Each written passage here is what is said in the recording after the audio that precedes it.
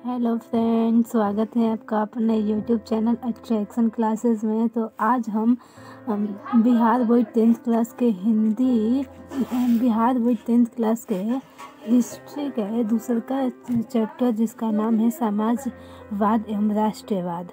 इसका ना पूरा हम एक ही वन शॉट में कवर करने वाले हैं। इसका जो महत्वपूर्ण बिंदु हैं और इसका जो सब्जेक्टिव क्वेश्चन है 2 नंबरीय क्वेश्चन है, 5 नंबरीय है, 2 नंबरीय क्वेश्चन है जिसका कराने वाले हैं। तो बिना टाइम को वेस्ट करते हुए हम स्टार्ट करते हैं अपना क्लासेस।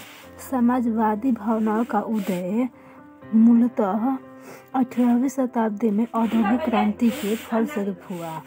कार्ल मार्क्स का जन्म कब हुआ था, पूछता है ऑब्जेक्टिव में। कार्ल मार्क्स का जन्म कब हुआ था? तो कार्ल मार्क्स का जन्म 8 मई 1818 ईस्वी को जर्मनी राइन राज्य के जर्मनी के राइन प्रांत के ट्रियर नगर में यहूदी परिवार में हुआ था। ठीक है ना, यहूदी परिवार में हुआ था। कार्ल मार्क्स के पिता हेनरी मार्क्स थे।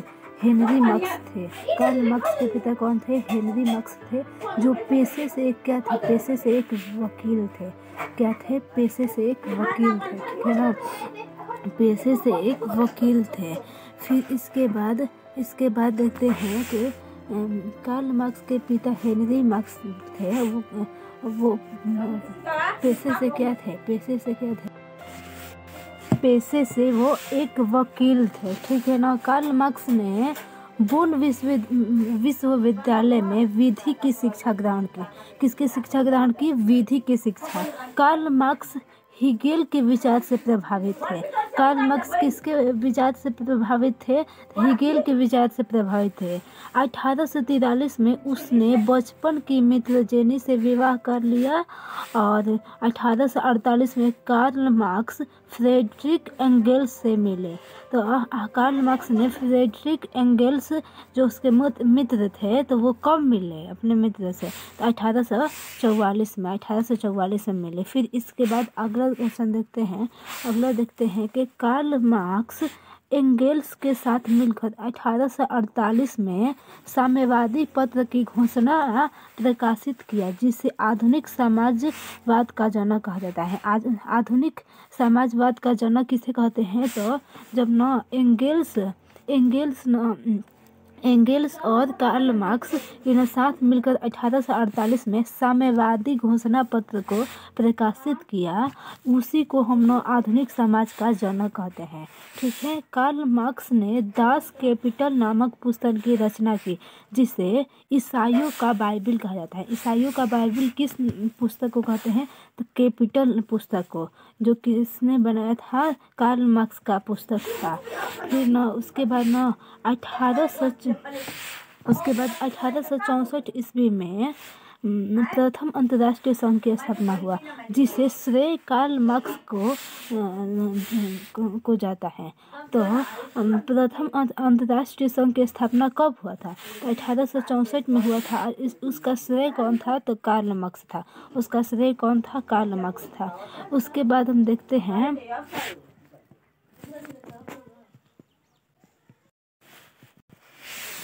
प्रथम अंतर्राष्ट्रीय संघ में कार्ल मार्क्स ने अधिकारियों में के कर्तव्य नहीं और अकर्तव्य के बिना अधिकार नहीं का नारा दिया। तो अधिकार के बिना कर्तव्य नहीं, कर्तव्य के बिना अधिकार नहीं का नारा किसने दिया था? तो कार्ल मार्क्स ने दिया था। कब दिया था? किस संघ में दिया था? तो प्रथम अंतर्राष्ट्रीय संघ में दिया था। उसके बाद द्वितीय अंतर्राष्ट्रीय संघ जो पेरिस में 14 जुलाई 1889 में ईस्वी में हुआ था।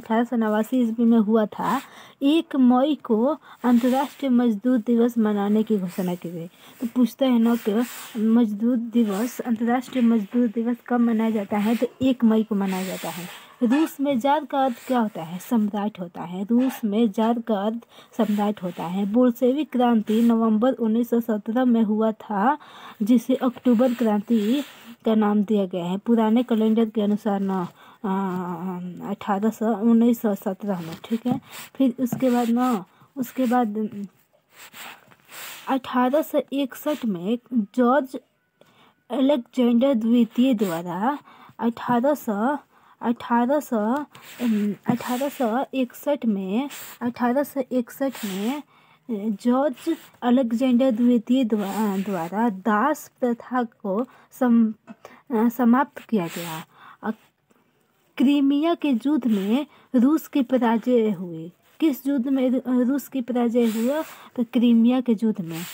1904 से 1905 के रूस जापान युद्ध में रूस की पराजय हुई। रूस की पराजय किस युद्ध में हुआ था? तो 1904-05 के रूस जापान युद्ध में रूस की पराजय हुआ था। फिर उसके बाद प्रथम विश्व युद्ध 1914 से 1918 में हुआ था। इसने प्रथम विश्व युद्ध ने बोल्शेविक क्रांति का मार्ग प्रशस्त किया। खूनी रविवार या लाल रविवार 9 जनवरी 1905 या नए कैलेंडर के अनुसार देखें ना तो 22 जनवरी 1905 में हुआ था। 9 जनवरी 1905 को लोगों का एक समूह रोटी दो का नारा लगाते हुए सेंट पीटर्सबर्ग के महल की ओर जा रहा था। कब? तो रोटी दो का नारा कब लगाया गया? तो 9 जनवरी 1905 में पीटर्सबर्ग के महल की ओर जा रहा था यह नारा। ठीक है। खूनी रविवार के बाद ड्यूमा संस्था का गठन हुआ। खूनी रविवार के बाद कौन सा संस्था का गठन हुआ? तो ड्यूमा संस्था का गठन हुआ।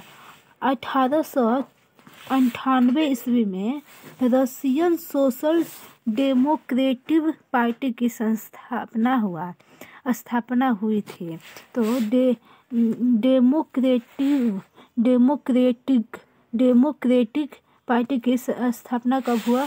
तो 1898 में। वर्ष 1903 में बहुमत वाले दल बोल्शेविक एवं अल्पमत वाले दल मेनशेविक कहलाया। तो कब? तो 1903 में ना जो बहुमत वाला दल था वो बोल्शेविक एवं अल्पमत वाला दल क्या कहलाता है? मेनशेविक कहलाता है। वर्ष 1901 में सोशलिस्ट रिवॉल्यूशनरी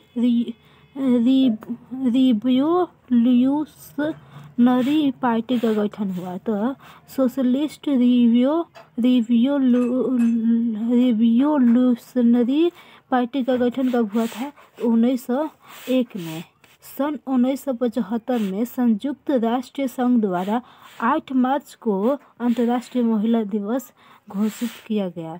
लेनिन ने अप्रैल थेसिस दल की स्थापना किया था। अप्रैल थेसिस की स्थापना किसने किया था? तो लेनिन ने। किसने किया था? लेनिन ने किया था। उसके बाद देखते हैं ब्रेस्ट लिटोवस्क की संधि रूस और जर्मनी के बीच हुआ था। तो ब्रेस्ट लिटोवस्क की संधि किसके बीच हुआ था? तो रूस और जर्मनी के बीच हुआ था। लाल सेना का गठन ट्राइटस्की ने किया था। लाल सेना का गठन किसने किया था? ट्राइटस्की ने किया था। चेका एक पुलिस संगठन था। चेका क्या था? एक पुलिस संगठन था। लेनिन ने 1921 ईस्वी में नई आर्थिक नीति का गठन किया। तो नई आर्थिक नीति का गठन कब हुआ? तो 1921 ईस्वी में। और किसने किया था? लेनिन ने किया था। वर्ष 1924 में लेनिन की मृत्यु हो गई। 1924 में कितना में? 1924 में ना लेनिन की मृत्यु हो गया। 1924 में। सोवियत संघ का विघटन कब हुआ था? तो दिसंबर 1991 ईस्वी में। दिसंबर 1991 ईस्वी में ना इसका गठन हुआ था। फिर इसके बाद देखते हैं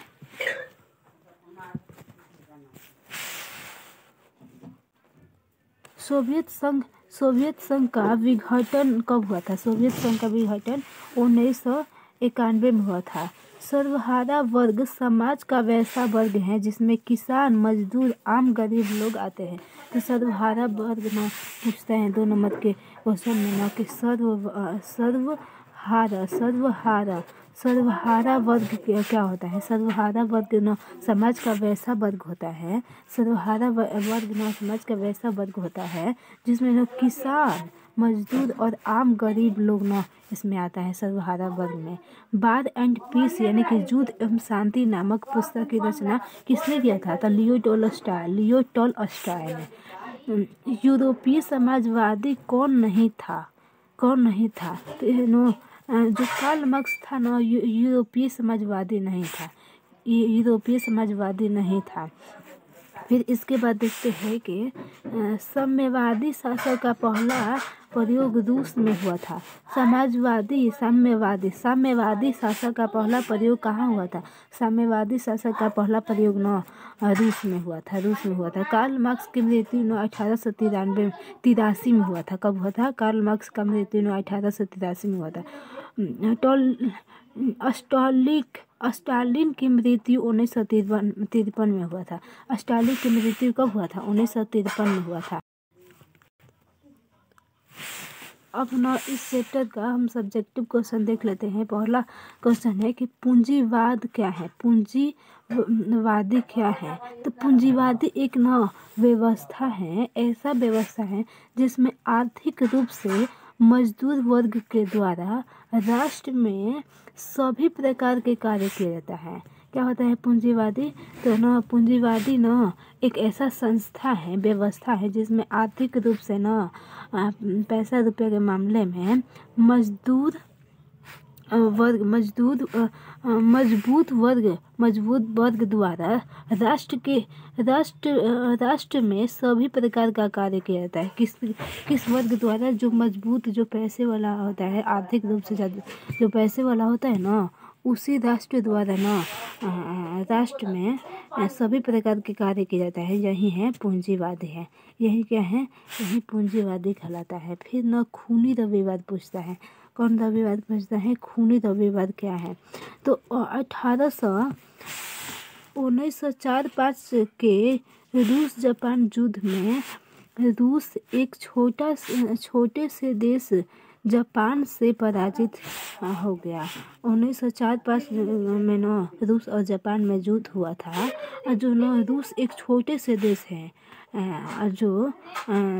रूस एक छोटे से देश जापान से पराजित हुआ था, जिसके कारण रूस की जनता अपनी ही सेना के विरुद्ध रोटी दो का नारा लगाते हुए सेंट पीटर्सबर्ग महल की ओर जा रहे थे। किस महल की ओर? सेंट पीटर्सबर्ग महल की ओर जा रहे थे। जार की सेना ने इस निहत्थे लोगों पर अंधाधुंध गोलियां बरसा दी, जिसमें बहुत सारे लोग मारे गए। उस दिन रविवार था, इसलिए इस घटना को खूनी रविवार कहा गया। लाल रविवार के नाम से भी इसे जाना जाता है। यह घटना 9 जनवरी 1905 ईस्वी में हुआ था और नए कैलेंडर के अनुसार 22 जनवरी 1905 में हुआ था। यही है खूनी रविवार। ये 2 नंबर में आता है सब्जेक्टिव में 2 नंबर में आता है। फिर इसके बाद अगला क्वेश्चन है कि अक्टूबर की क्रांति क्या है? तो बोल्शेविक क्रांति को ही हम अक्टूबर की क्रांति के नाम से जाना जाता है, जो नवंबर 1917 में हुआ था और हुई थी। इस क्रांति में लेनिन की महत्वपूर्ण भूमिका थी और लेनिन ने इस क्रांति के द्वारा 3 नारे भूमि, शांति और रोटी का दिया। तो अक्टूबर की क्रांति क्या होता है? अक्टूबर की क्रांति बोल्शेविक क्रांति को ही हम अक्टूबर की क्रांति कहते हैं। बोल्शेविक क्रांति को ही हम अक्टूबर की क्रांति कहते हैं, जो नवंबर 1917 में हुआ था। इस क्रांति में लेनिन का महत्वपूर्ण भूमिका थी। लेनिन ने इस क्रांति के द्वारा 3 नारे भूमि, शांति और रोटी का दिया। फिर अगला क्वेश्चन देखते हैं। अगला क्वेश्चन है कि सर्वहारा वर्ग किसे कहते हैं? उसमें बताए ना, सर्वहारा वर्ग तो समाज का वैसा वर्ग को सर्वहारा वर्ग कहते हैं जिसमें किसान, मजदूर एवं आम गरीब लोग शामिल है ना, उसी को